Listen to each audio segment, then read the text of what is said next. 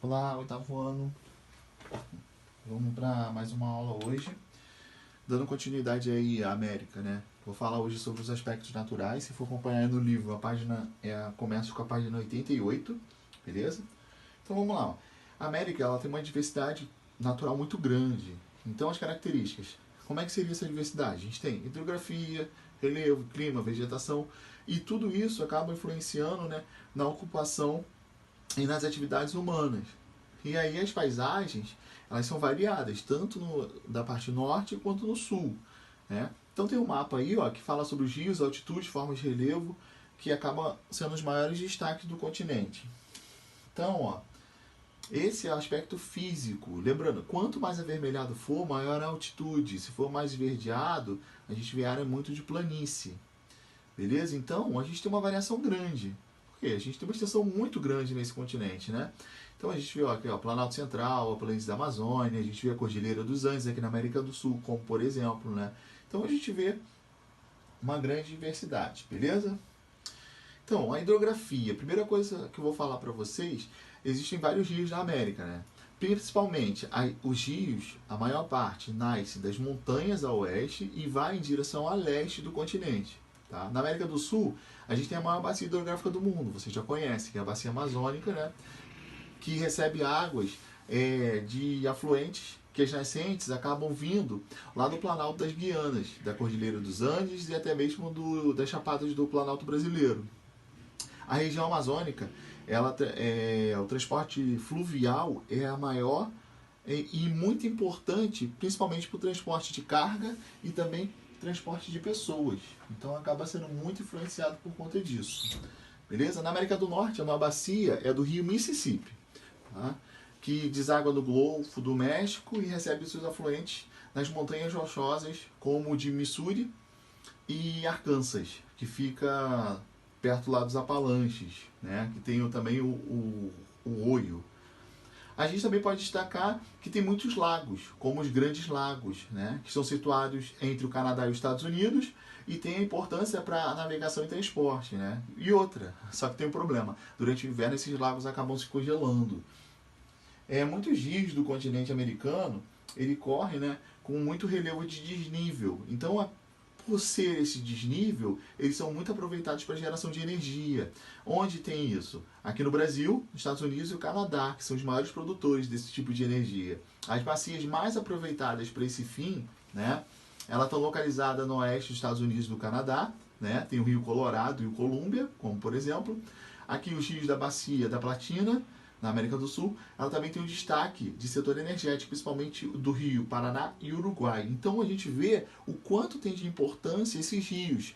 Geração de energia, abastecimento da população, navegação, que acaba influenciando no transporte, e a geração de energia aí, ó, como a gente falou, tem aí uma hidrelétrica, né? Essa aí é a do Rio Colorado, que está entre o Arizona e Nevada, nos Estados Unidos. Vamos sobre o relevo. O relevo do continente americano, tá?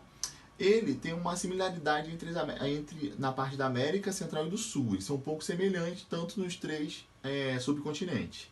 Tem três grandes unidades ou formas que acabam diferenciando pelas suas altitudes, tá? Também pela idade geológica e as formações de seus terrenos. Quais são essas três unidades? Vocês têm que saber.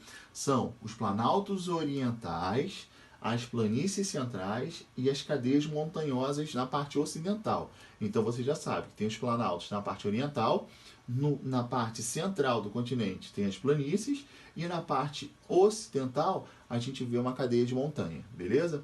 Vamos falar de cada um deles. O primeiro são os planaltos orientais. O leste do continente encontra-se os planaltos de altitudes mais modestas, tá? E acabam sendo desgastados pela ação dos agentes externos do relevo. Quais são os agentes externos? O vento, a água, a chuva, isso tudo, beleza? Os principais planaltos orientais daqui da América são o Planalto do Labrador, ou chamado também de canadense, que fica ao nordeste do Canadá. Temos os Montes Apalaches, que fica a leste dos Estados Unidos. E temos os Planaltos da Guiana, Planalto Central e o Planalto da Patagônia. Todos esses ficam na América do Sul. Isso tudo, olha aí, ó, uma linda foto sobre os Montes Apalaches. Bonita a imagem, né? Ó, os planaltos orientais, eles são ricos em recursos minerais, principalmente minério e ferro, manganês, e amplamente explorado pela indústria extrativista, né, o que provoca grandes impactos ambientais. E aí, lado ruim, né? Como a retirada da cobertura vegetal e a destruição desses morros e serras, né, que acabam acontecendo. Sobre os planaltos orientais, tanto na América do Norte quanto no Sul, há grandes cidades e importantes áreas industriais agrícolas. Lembrando, então, nessa parte aí desses planaltos orientais, a gente vê grandes indústrias, tá? E é ali que acontece a exploração. Agora a parte central do nosso continente, mais no meio, são as planícies, como a gente falou, né? A porção central do continente tem as grandes planícies, banhadas pelos rios, que a gente falou mais acima, e os rios são os Amazonas e o Mississippi, beleza? E as principais planícies da América são a planície central, que fica na América do Norte, o nome dela é isso mesmo, mas também temos as planícies amazônica, planície platina, planície do Pantanal, que fica aqui na América do Sul. Nos Estados Unidos, a gente tem a planície central, que é uma área de muita atividade agrícola, né? E o cultivo de lá acaba sendo o trigo e o milho. Aqui, ó, nessas áreas tem até placas tectônicas, né? Olha aqui, da divisão desses movimentos das placas que acabam pegando toda a parte da América. Aqui, ó, o meio, isso tudo aqui são áreas com vulcões, tá? Esses desenhos aqui são vulcões, áreas de estabilidade geológica. E essas partes vermelhas são os limites entre uma placa e outra. Beleza? Agora, na parte ocidental, nós temos as cadeias montanhosas. Tá? Então, as cadeias montanhosas, né, ela vai do Alasca, que fica no extremo sul do Chile, e aí a gente acaba tendo a presença de montanhas que tem uma formação geológica mais recente. E com isso a gente tem vulcanismos, terremotos, que essas características são associadas à localização das zonas de contato entre uma placa e outra. Isso que eu mostrei mais acima naquela imagem para vocês. Beleza? Aqui, ó, é uma cordilheira, a Cordilheira dos Andes, lá no fundo, se vocês observarem também. E aí a gente acaba vendo, ó, alguns trechos que acabam tendo cidades. La Paz, na Bolívia, é essa foto aqui. A cordilheira lá no fundo, são áreas montanhosas. Outra coisa importante é o clima, galera. Quando a gente fala em clima na América, é uma diversidade muito grande. Só que o que acaba influenciando os climas de lá, né? Essa diversidade? São vários fatores. Latitude, a altitude, o relevo, as massas de ar e as correntes marítimas influenciam muito no clima. Esses fatores têm influência direta sobre os elementos climáticos. Aí quais seriam esses elementos climáticos? A temperatura, as chuvas, que são as precipitações ou vários tipos de chuva, pode ser em forma de neve, tá? E a pressão atmosférica. Quando a gente vê o mapa climático da América, essas setinhas aqui, azul e vermelha, azul são as frias, as vermelhas são as quentes, beleza? E essas cores aqui são os climas existentes. Então, galera, tem uma variedade. Se eu perguntar para vocês sobre os tipos de clima existentes na América, vocês vão dizer que existe uma grande variedade, né? Que vai do frio ao quente, tá? E aí eles são distribuídos por todo o continente. Quais são os tipos de clima? Equatorial, tropical, subtropical, desértico, semiárido, mediterrâneo, temperado, frio, polar e o frio de montanha. Todos esses climas existem na América. Lembrando que quanto mais avermelhado for, amarelado, mais quente é. Quando vai chegando pro azul, pro roxo, vocês vão ver que ele é mais frio. Então, olha aqui, essa variação que a gente acaba vendo. As massas de ar, elas ficam mais por influência dessas correntes marítimas também. Acontece isso, de vir massa de ar quente ou fria, né? Maritimidade ou continentalidade. Lembra que eu falei de cada um desses fatores? São isso aqui, ó, a latitude, né? Quando a gente fala em clima polar e frio, é caracterizado por baixas temperaturas, ocorre no extremo norte do continente, né? Essas altas latitudes, né, acaba ocorrendo os climas mais quentes e úmidos. Quais são os climas? Equatorial e o tropical, tá? E aí a gente acaba encontrando, assim, né, em médias e baixas altitudes, principalmente na América Central e também aqui na América do Sul. Uma longa faixa da América do Sul e outras faixas da América do Norte tem muita influência de altitude. E aí acaba influenciando um clima de frio de montanha. tá? Essa latitude. Agora a altitude do relevo. O relevo, deixa eu subir mais aqui para vocês enxergarem melhor. Quando a gente fala no relevo, né, o relevo influencia o clima, né, pela ação que acaba exercendo sobre as massas de ar, que eu falei sobre aqui, até aquele desenho ali, ó. A baixa umidade, as médias da temperatura elevada, acabam influenciando no clima desértico, que é muito quente, e o semiárido. Por exemplo, Estados Unidos e México têm muita influência, né? E outra, eles acabam porque as montanhas formam um bloqueio que não conseguem passar essas massas, aí essa área acaba ficando mais quente, tipicamente. Se eu não me engano, eu falei isso muito com vocês no 7º ano. Né? E essas montanhas, elas barram, né? Essas massas de ar úmida, que geralmente vêm do Pacífico. E aí essas áreas aí que acabam sendo bloqueadas, não ultrapassam para o outro lado, e essa área acaba ficando mais quente. Aqui, ó, é o deserto de Mojave, que fica nos Estados Unidos, que tem essa cordilheira aí que acabou bloqueando.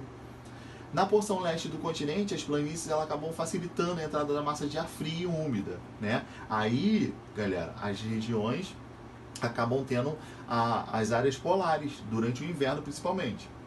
A América do Sul, essas massas, né?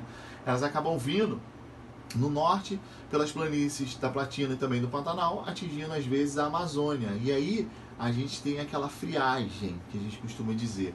Outra coisa que eu falei para vocês, lembra aquelas setinhas azuis e vermelhas? São as correntes marítimas, né? As vermelhas são as correntes quentes. Elas elevam as temperaturas e a umidade do ar, enquanto as correntes marítimas frias, que é aquela azul, ela faz o efeito contrário, tá? Então, quando a gente fala sobre as quentes, ela vai elevar a temperatura. Quando vem a fria, que é a azulzinha, ela vai esfriar aquela área, tá? Em casos, né, as correntes marítimas, elas contribuem para a formação de desertos, lembrando que é a mais quente. Ó, a corrente do Golfo, que é quente, é formada pelo Golfo do México e ameniza essas temperaturas dos climas frios, que vêm do norte, né, lá da América, norte-americano, até a costa da Noruega e o norte da Europa. Aí aqui dá até uns exemplos, né? Só que temos uma corrente importante, que é a corrente de Humboldt, né? A corrente de Humboldt, que é uma corrente fria do Peru, ela também dominada, né? A corrente do Peru, que é fria, ela atua na costa oeste sul-americana e acaba influenciando na formação do deserto do Atacama, beleza? Por ser uma corrente fria, ela atua diminuindo a evaporação das águas do Oceano Pacífico e na região, consequentemente, o que acaba acontecendo? A umidade e as possibilidades de chuva vai tornando o clima mais seco. Então, vocês têm que entender a importância da corrente de Humboldt, beleza? Ela vem lá da corrente do Peru, tá aqui na América do Sul, tá? E ela ajuda na formação do deserto do Atacama, lembra disso, beleza? Temos também a vegetação da América. Subir demais. Lembra que eu falei do clima, que ele é bem variado? A vegetação acontece a mesma coisa, ela também é bem variada. Então vamos lá. De novo, passei direto. Ó, a vegetação, tá? A vegetação, ela tem uma estreita ligação com os tipos de clima, relevo e solo. Então acaba influenciando tanto no clima, quanto no relevo, quanto no solo. A vegetação nativa americana, foi muito devastada, tá? Dando lugar às cidades, às áreas de agrícolas, pastagens, estradas hidrelétricas. E aí a gente tem alguns tipos, beleza? Então eu vou falar de cada tipo de vegetação existente na América. Eu não vou me aprofundar muito sobre essa parte, mas eu quero que vocês saibam os tipos, beleza? A primeira é a taiga. Taiga, ela é influenciada pelo clima frio e ela se destaca nos invernos mais rigorosos. É essa foto aí, beleza? As árvores coníferas, que eu dou muito exemplo da árvore de Natal, aquela ponta da árvore de Natal ali, que a gente tira, né? Aí forma aquela árvorezinha. Temos a tundra. A tundra vem de influência do clima polar, tá? As espécies, os musgos, rasteiros, é um tipo de vegetação, ela é característica do clima polar, então está adaptada muito aos solos congelados. E ela aparece mais no verão, a vegetação, porque até a parte do ano ela fica totalmente coberta de gelo. Temos também a floresta temperada, tá? A floresta temperada, elas têm essas folhas aí, ó, que é decíduas, né, de inverno. Elas têm os tons mais avermelhados, amarelados no período do outono, porque elas vão trocar, caindo, se preparando para o inverno. No Brasil é chamada de floresta subtropical. tem uma formação vegetal que pode ocorrer e está associada às florestas temperadas, beleza? E em áreas de temperaturas mais amenas. Ao contrário da floresta temperada, essas espécies se encontram nas florestas subtropicais, elas são perenófilas, ou seja, as folhas elas não caem, desse tipo de espécie da floresta subtropical, beleza? Não são todas, lembrem disso. Floresta tropical úmida, elas ocorrem em áreas que se estendem na América Central e do Sul, né? Obrigando o quê? A maior parte da biodiversidade. Então abrigando, para ser mais exato. Então tem uma biodiversidade nessas florestas tropicais úmidas. Elas estão muito associadas aos climas tropicais e equatoriais, quentes e úmidos. Se vocês querem ver um exemplo muito legal disso aí, na Amazônia a gente vê muito desse tipo de floresta tropical úmida. Nosso caso seria equatorial, lá na Amazônia. Temos as savanas também, características de clima mais quente, né? Ela pode ser considerada em florestas tropicais mais secas, tá? Elas se encontram na América Central e no Sul. No Brasil, ela se adapta muito para o cerrado, beleza? Que tem uma vegetação que é mais densa, com árvores de pequeno porte, tem alguns arbustos, né? Estão associados aos climas tropicais quentes de estação. Muitos falam também que as savanas elas são muito semelhantes à parte da caatinga, tá? Só que nas savanas, aqui a gente vê o cerrado e a caatinga brasileira, mais o cerrado fica na parte central do nosso país. Temos os estepes, né, que são encontrados em áreas de transição, que a gente pode dizer entre os climas semiáridos e subtropicais, marcado pela estação seca e prolongada. Elas correspondem à pradaria norte-americana, que fica aos pampas sul-americanos aqui na nossa região. Tem extensas áreas de pastagens naturais, com destaque de plantas herbáceas. Então, galera, fechei isso aí, né? Então, vou passar umas atividades para vocês. Espero que vocês tenham gostado. Qualquer coisa, é só falar comigo no grupo, hein?